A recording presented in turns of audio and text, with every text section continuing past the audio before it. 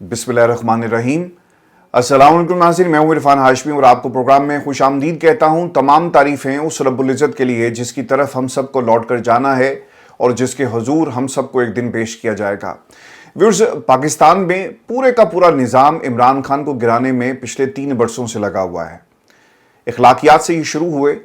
और इसके साथ साथ इमरान खान के खिलाफ संगीन मुकदमात से लेकर उनकी ज़िंदगी को ख़त्म करने के लिए उन पर हमले तक करवाए गए। लेकिन इमरान खान ना गिरे ना टूटे, बल्कि इमरान खान अपनी सच्चाई की बुनियाद पर आज भी पाकिस्तान की आवाम के सामने आपको तन तनहा खड़े हुए नजर आएंगे। पाकिस्तान की अदालतों से इमरान खान को इंसाफ नहीं मिलेगा और जो लोग इस सिस्टम के अंदर कहीं कोई उम्मीद की किरण बनते हैं तो वहां पर भी आपको हमले होते हुए नजर आ रहे हैं। जो कुछ सुप्रीम कोर्ट पाकिस्तान के अंदर हो रहा है, इसकी एक बड़ी मिसाल है। और फिर जिस तरह से 60 जजेस को सिस्टम में इंजेक्ट करके मर्जी के फैसले लेने की तैयारी की जा रही है, ये इसकी दूसरी बड़ी मिसाल है। तो खान साहब ने अब फैसला किया कि हम पाकिस्तान में निज़ाम इंसाफ में कोशिश जहां पर करेंगे, वहीं पर इन तमाम मकरू चेहरों को आलमी अदालतों और आलमी इदारों के सामने बेनकाब किया जाएगा। अब खान साहब ने एक फैसला कर लिया है और ये मैं आपको खबर दे रहा हूं कि आलमी इदारे जो इंसानी हकूक के ऊपर मुसलसल बात कर रहे हैं, दुनिया में कहीं भी इंसाफ ना मिल रहा हो, इंसानी हकूक को पामाल किया जा रहा हो, जबरी गुमशुदगियों के मामलात हों और जमहूरी आवाज़ों को दबाने की कोशिशें हो रही हों, तो ये इदारे आपको हरकत में नज़र आते हैं। ये सिर्फ एक मुल्क की बात नहीं है, बल्कि बरतानिया, अमेरिका, ऑस्ट्रेलिया, कनाडा, न्यूजीलैंड, दुनिया के हर बड़े मुल्क के अंदर अब ये आवाज़ उठाई जाएगी। और फिर इसके साथ साथ यूरोपीय यूनियन के अंदर भी इस मामले को इमरान खान ने अपने वकला के ज़रिए अपने जो क़यादत है उसको बाकायदा तौर पर कहा कि जो कुछ पाकिस्तान में उनके साथ और उनकी जमात के साथ हो रहा है, अब आप इसे इंटरनेशनल आवाज़ बनाएं। व्यूअर्स, याद रखिएगा इसकी टाइमिंग बड़ी इंपॉर्टेंट है। अमेरिका में तब्दीली हो चुकी है। अमेरिका में डोनाल्ड ट्रंप से हाथ मिलाने के लिए हुकूमत के बहुत सारे लोगों ने कोशिश की। ये हाथ मिलाने का मौका तो उन्हें नहीं मिला, लेकिन कुछ खबरें पाकिस्तान के मीडिया पर चल रही हैं कि कौन कौन वहाँ पर शरीक था। और दूसरी तरफ एक जो सोच इस वक्त परवान चढ़ रही है कि डोनाल्ड ट्रंप इमरान खान के लिए बोलेंगे तो ये पाकिस्तान की हुकूमत ऐसे वक्त में जब अपनी इमेज बिल्डिंग कर रही है व्हाइट हाउस में, और पाकिस्तान की वो कम्युनिटी जो बाहर की दुनिया में रहती है, उन्होंने ज़बरदस्त किस्म की लॉबिंग की, हकाइक डोनाल्ड ट्रंप की टेबल तक पहुंचाए और जिस तरह से इमरान खान को टारगेट किया गया, ये तमाम हकाइक मुसलसल उन्हें रिपोर्ट किया जा रहा है। ऐसे वक्त में इमरान खान का आलमी इदारों के साथ रब्ता करने के हवाले से जो उनकी पार्टी को इंस्ट्रक्शन है, ये बड़ी अहमियत रखती है। व्यूअर्स, याद रखिएगा अमेरिका में तब्दीली हो गई और दूसरी तरफ इमरान खान अब इन इदारों के पास जा रहे हैं, जिसमें एमनेस्टी इंटरनेशनल है, आलमी इदारा इंसाफ है, इसके अलावा ह्यूमन राइट्स कमीशन जो और ह्यूमन राइट्स वॉच की जितनी भी तंजीमें आपको खास तौर पे अमेरिका में नज़र आती हैं, वहाँ पर बाकायदा तौर पर अब ये चिट्ठियाँ लिखी जाएंगी, वफूद भेजे जाएंगे, लोग जाकर बैठेंगे और जो कुछ 26 नवंबर को हुआ, 9 मई को होता रहा, 8 फरवरी को हुआ, इस तनाजुर में ये मुद्दा जो उठाया जाएगा। 8 फरवरी करीब आ रही है जी, और ऐसे वक्त में अमेरिका में तब्दीली, इमरान खान की आलमी इदारों के साथ राब्ते की इंस्ट्रक्शंस, और फिर 8 फरवरी में जो कुछ हुआ, और हमारा जो इलेक्शन जिसके ऊपर बहुत सारे सवालात हैं, और इलेक्शन कमिश्नर जिसका रोल जो है वो डाउटफुल नहीं बल्कि मुजरिमाना है, जो सब कुछ जो है इस वक्त पाकिस्तान की आवाम के सामने सबूतों के साथ मौजूद है। तो अब इन केसेस को इंटरनेशनल प्लेटफॉर्म्स पर लेकर जाया जाएगा और ये सवाल रखा जाएगा कि एक ऐसी हुकूमत जो पाकिस्तान के अंदर मौजूद है, इसकी लीगल हैसियत क्या है। ये लोग इलेक्शन नहीं जीते और जब ये मामला अदालतों में जाते हैं तो उन अदालतों की लीगल हैसियत क्या है, निज़ाम में बैठे हुए हर इदारे के सरबराह की लीगल हैसियत क्या है, जमहूरी रास्ते से आने वाले जब चोर रास्तों से आते हैं तो उसकी लीगल हैसियत क्या है। इन तमाम मामलात को जो है वो उठाया जाएगा। फिर खान साहब ने जो पैगाम भेजा आम वर्कर के लिए जेल से, इमरान खान ये कहते हैं कि 26वीं आईनी तरमीम के बाद अदलिया का हुलिया बिगाड़ दिया गया, जजेस को महकूम बना लिया गया, ऐसे इंसाफ कायम नहीं हो सकता। आप अपनी मर्जी के जजेस जस्टिस अमीनुद्दीन या बाकी लोगों को जो जब एक तरह से चीफ जस्टिस ही आपने बना दिया आईनी बेंच का, तो वो जो फैसले करेंगे वो किसी की मर्जी से करेंगे ना, वो इमरान खान या इंसाफ की मंशा के मुताबिक तो नहीं करेंगे।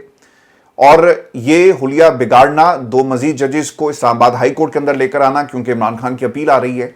तो ये हुलिया बिगाड़ने के मुतरादिफ है। ये बार बार हम आपको मिसालें इसलिए देते हैं ताकि आपको याद हो जाए कि पाकिस्तान के अंदर निज़ाम عمران خان اور تحریک انصاف کو گرانے کے لیے کس طرح کوششیں کر رہا ہے، ہاتھ پیر مار رہا ہے، لیکن ان کے ساتھ جو لوگ تھے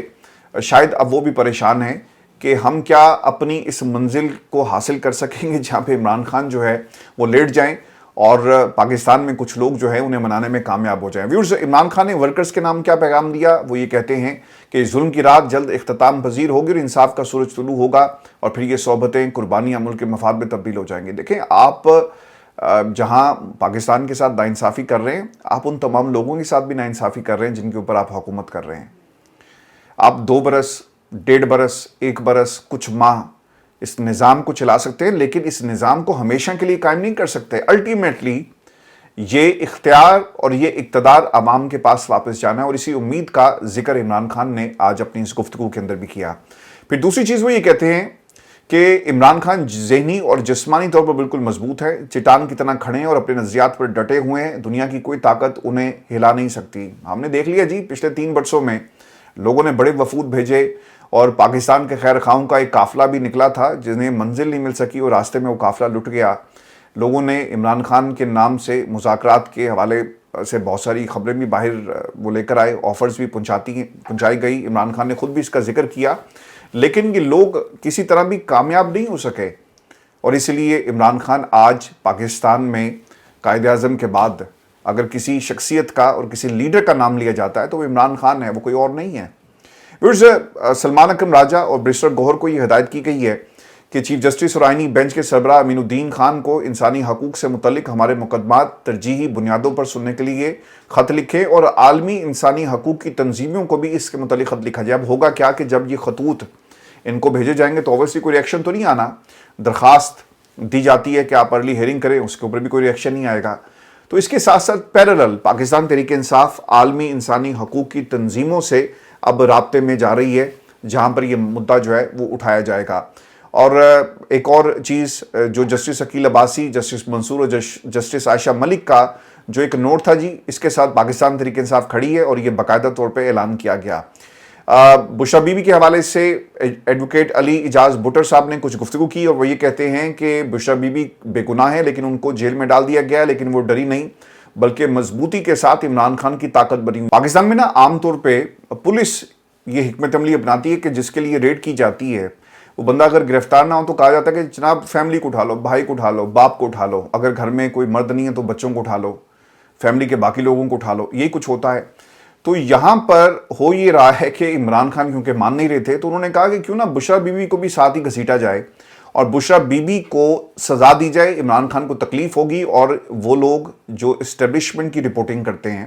یعنی ان کی بات آپ کو سناتے ہوئے نظر آئیں گے، انہوں نے بھی اس کو رپورٹ کیا کہ جب عمران خان کو سزا ہوئی تو مسکرا رہے تھے، جب بشرا بی بی کو سزا ہوتی ہے تو وہ تھوڑے سے پریشان ہو گئے۔ تو ان کا خیال تھا کہ شاید عمران خان کو توڑ لیں گے، لیکن بعد میں خان صاحب نے خود کہا کہ اصل میں تو بشرا بی بی میری طاقت ہیں اور ان کے ذریعے مجھے توڑنے کی جو لوگ کوشش کر رہے تھے بھی کسی طرح بھی کامیاب نہیں ہو سکتے۔ یہ جو جسٹس عقیل عباسی، جسٹس منصور اور جسٹس عائشہ ملک والا معاملہ تھا، میں نے آپ کو 2 دن پہلے یہ خبر دی کہ اب یہ کریں گے کیا جب یہ توہین عدالت کا نوٹس ہوا۔ جو اسسٹنٹ رجسٹرار صاحب تھے، ایڈیشنل رجسٹرار صاحب، اب یا تو ان کو فارغ کر دیا جائے گا یا کھڈے لائن لگا دیا جائے گا۔ اور آج دیکھیں میری خبر، میری پریڈکشن بالکل سچ ثابت ہوئی اور ایڈیشنل رجسٹرار نذر عباس صاحب کو جسٹس منصور علی شاہ کے بینچ میں مقرر کرنے پر او ایس ڈی جو ہے بنا دیا گیا ہے۔ یہی طریقہ کار ہوتا ہے جی۔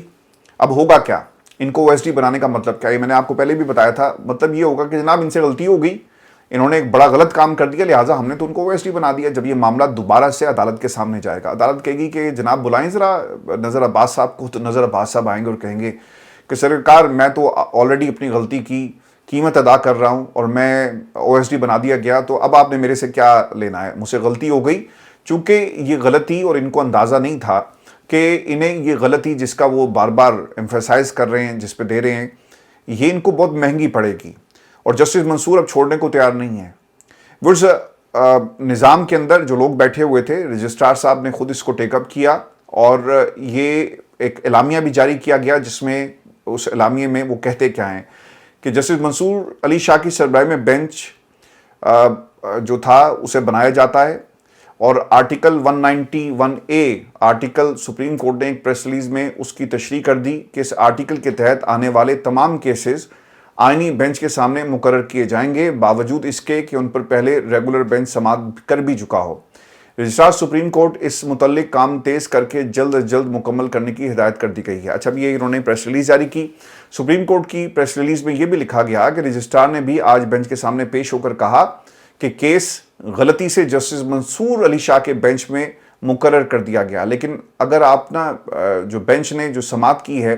اور رجسٹرار صاحب کے نوٹ کو دیکھیں تو وہاں پر یہ نہیں لکھا ہوا تھا کہ غلطی ہوگی۔ انہوں نے اس فیصلے کا حوالہ دیا اور 3 رکنی بینچ کے آرڈر کو کیس منتقل کرنے کی وجہ بتائی۔